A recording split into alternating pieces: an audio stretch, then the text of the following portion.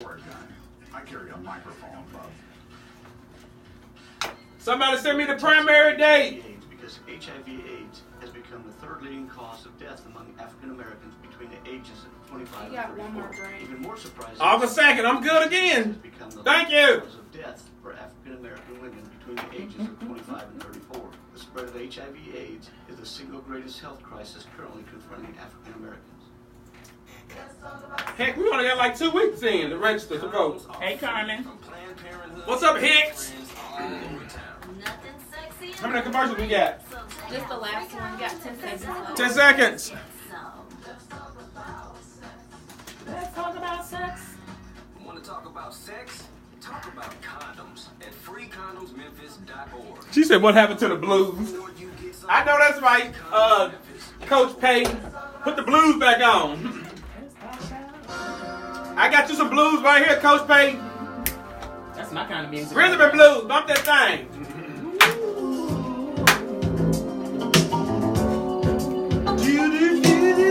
We gotta let the good part play, then we come back in.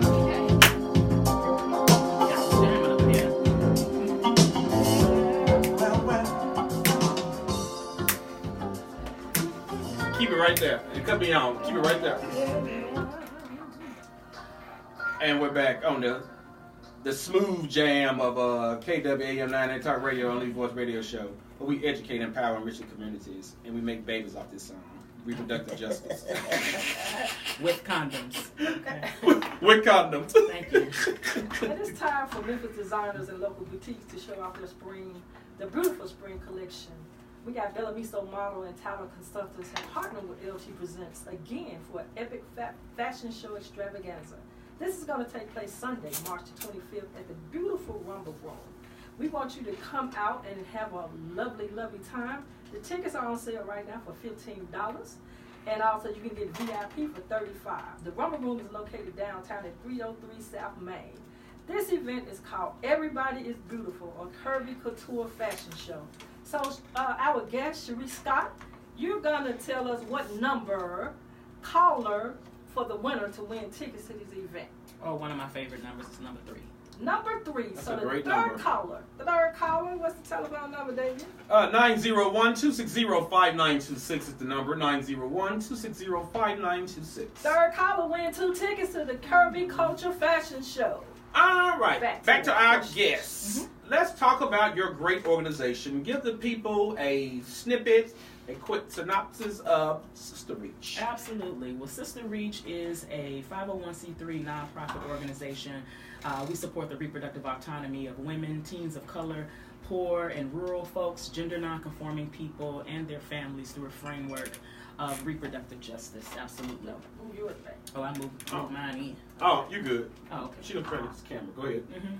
So yeah, we do our work through a framework of reproductive justice. And reproductive justice basically is a human rights framework that was initially brought to bear by 12 black feminists who were definitely trying to make sure that our lived experiences and the culture and society in which we lived and thrive and attempt to survive was being centered when we think about the way that we show up in healthcare, the way that cultural competency is really important to, when thinking about how you serve black bodies and our communities and our families. And the definition of reproductive justice, or our core principles, is that every woman or person has the human right to decide, even when they're going to have a baby, and the conditions under which they will give birth, decide if they won't have a baby and their option for preventing or ending that pregnancy, to have the right to parent children that they already have with the necessary social supports and safe environments and healthy communities without fear of violence from individuals or the government.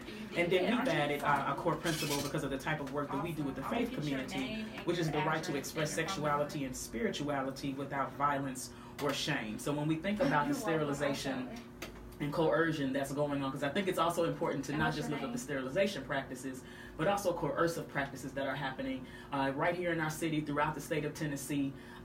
These are reproductive justice issues that we're constantly trying to bring awareness to, and make sure that folks understand that, hey, you want folks to stop having babies, you want folks to, you want to reduce abortions, you want to reduce teen pregnancy, then we've got to be able to educate people, and not just educate them, time, but we've got to let them have enough time for that thing to sink in. I mean, I'm a product of this movement, you know, and it wasn't until I understood my body that I was able to make better decisions, informed decisions about my reproductive behavior, to be quite honest. And so it's really important for us to continue to lift that up, and not just, you know, just assume that because people are grown, they automatically understand about their bodies. They understand about having safe sex. They, you know, or they're even bought into it. So that's so, you know, we work from a three-pronged strategy at SisterReach on education, policy, advocacy, and culture change work. And our culture change work is our research, it is our arts and culture work, and it is also, you know, definitely us lifting up our interfaith work that we're constantly doing very intentionally with the faith community as women of color, as people of color, who are constantly trying to, you know, to bring all of the things that are our lives, all of the multiple pieces of our lives and the oppressions that we face into the center of the conversation. You know, you just can't, I can't just have a conversation with you as just a black person. I'm black, I'm a woman, you know, I'm a mother. It's just so many things that I am, that I represent, and we can't leave one part of my life out because it's easier or more comfortable for us to address the thing that we want to address. And so reproductive justice forces us to do just that. It forces us to bring the full person into the center of the lens, in the center of the conversation, and make sure that we are trying to advocate and educate and fight for that whole person. So you said something about the engage in the strategies with the faith community. What are some of the barriers that you've seen and the stigmas and the challenges you've seen when talking reproductive justice with the faith community? I think more than anything, folks just kind of default because they hear the word reproductive that automatically we would be talking about abortion. Or sometimes folks are just, you know, put off because they're afraid to have conversations about sex. But sex is all in the Bible. Hello, you know? It's so a beautiful thing. We've got to be able to have, you know, conversation about sex, and then we also have to think about the role that the church has played in the black community in particular, and the ways that you know, we, you know, as the black church in, you know, particular has played this role in making sure that it is an information source to our people, right? So we, you know, intentionally work with churches in the community across the state and even nationally, trying to work with faith leaders, trying to work with community members and people of faith. You don't necessarily have to be a minister, to make sure that we're having very everyday conversations. It's more than just serving a person's soul. We got to serve their whole being, which is also the natural piece of who they are. So, you know, it's enough. You know, it's one thing to make sure that folks, you know, have a healthy spiritual life, but we have to make sure they have a healthy body, a healthy mind, right? A healthy constitution about life. So that's also what reproductive justice does. And then as a woman of faith, I'm not separate from my faith. You know, I think all of this is a part of the way that I think about the way that we fight for people, for people's reproductive autonomy and access. You know, all of this is a part of how we fight. And so we work intentionally with the faith community because we also recognize that folks, you know, we listen to our pastors. We listen to our spiritual leaders, you know. And if our spiritual leaders are telling us to vote, we vote. If our spiritual leaders are telling us to use condoms, we will use condoms, right? If our spiritual leaders are telling us that it's not okay for my husband to go upside my head, then that means that women will start changing the way that they're thinking about how they engage a healthy relationship with their partner. You know, so these types of things, we have such an amazing opportunity in the faith community to fully shift the lives of people, not just their spiritual lives, but their whole beings.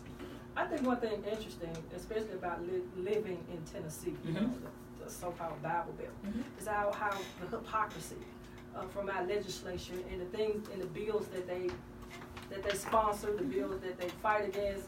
You know, just one in particular, one this week that was killed in the state Senate was the bill that was going to ban child marriage. And do you know they had the audacity to kill this bill? Because right now, any kid can be married with consent under the age of 18 in the state of Tennessee. And they were talking about children as young as 10 years old being married off to older men. And so the bill was nullified, you know, because they wanted to tie this in and how they're going to fight same-gender couple marriage that the Supreme Court ruled on. And it was by a conservative group that said they did not support this bill ban. Isn't that something?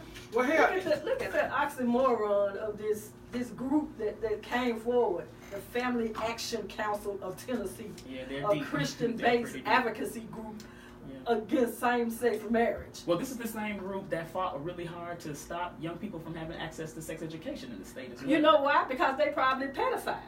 And they love Elvis. Elvis was a pedophile. How old was Priscilla? 14. That's all I gotta say. Jerry Lee Lewis a pedophile. Pedophile. They freaks. They messing with kids. So whatever. Don't get me started with these privileged white people. I said that. Oops. I'm so sorry. But. You heard it here. Right. Unleash voice. So in that, I just had to throw that in because well, it is a constant hypocrisy, right? And I've had these types of conversations with my mom, who's also one of our honorary founders of SisterReach. Go ahead, Mama. Shout out to my mama, Pearl. Mama, SisterReach. Pearl. And one of the things that my mother was lifting up from the very beginnings of SisterReach was, we can't have it both ways. We can't demonize folks for having abortions and don't give them the tools to make better decisions about their bodies. In the words of Pastor Earl Fisher, pick a side. Pick a side. Well, they do it all the time. Pick a side. As you were talking earlier, you was talking about reproductive justice and how the intersection of all these social determinants. That's right. Kick in. So you're looking at this big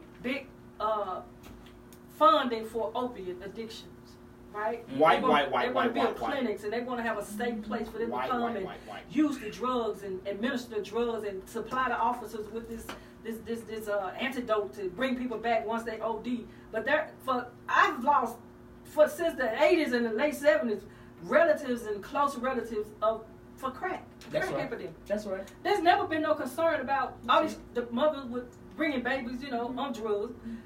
But now all of a sudden, because the chickens come home to roost, we got to do something about the opiate addiction. Now it's a healthcare issue. Right. Right. Yeah. Oh yeah. It's not an addiction. It's a disease now. Now it's a disease. Right. But before, when it was ravaging our community, that they probably funded, because if you go back to the Iran-Contra, it tells you how the drugs got here in the first place in central LA and started the pipeline through the United States. So, Freeway Ricky Ross, just read his story, you'll understand. So, I'm like, really, though? And see, I get real sensitive about that because of the field that I'm in and the people that I see. That's right. The people that they serve in our modern day slavery system. Absolutely. You understand? So I'm there with you. I know I'm in the belly of the beast. That's right. That's right there with them, and I see my brothers, just decimated by crack cocaine.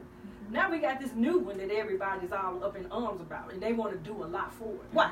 Because it's in the suburbs now. White. It's in the upper class. It's in the up, not the middle class. It's past the middle class. It's out in Omaha. Well, because opioids, many opioids are prescription drugs. You know, and so we're talking about people who have health care. And in the state of Tennessee, the majority of the folks who have health care are non-people of color. Right. And so it became problematic once suburban white women and rural white women started dying.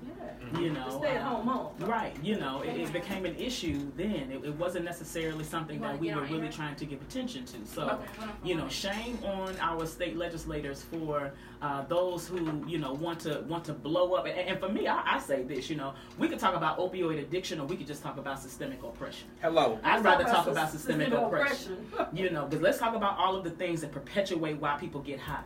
Let's talk about those types of things, because if we're not going to talk about poverty, if we're not going to talk about domestic violence, if we're not going to talk about community violence, if we're not going to talk about bullying, we can talk about a myriad of things about people getting education. High. Okay, it's all types of things happening that perpetuate, just like every other thing that happens. It's always the thing, so we talk about that even when we're having conversations with faith leaders. We could talk about abortion, or we could talk about the thing that caused it, and we can talk about the thing that caused that, and we can talk about the thing that caused that.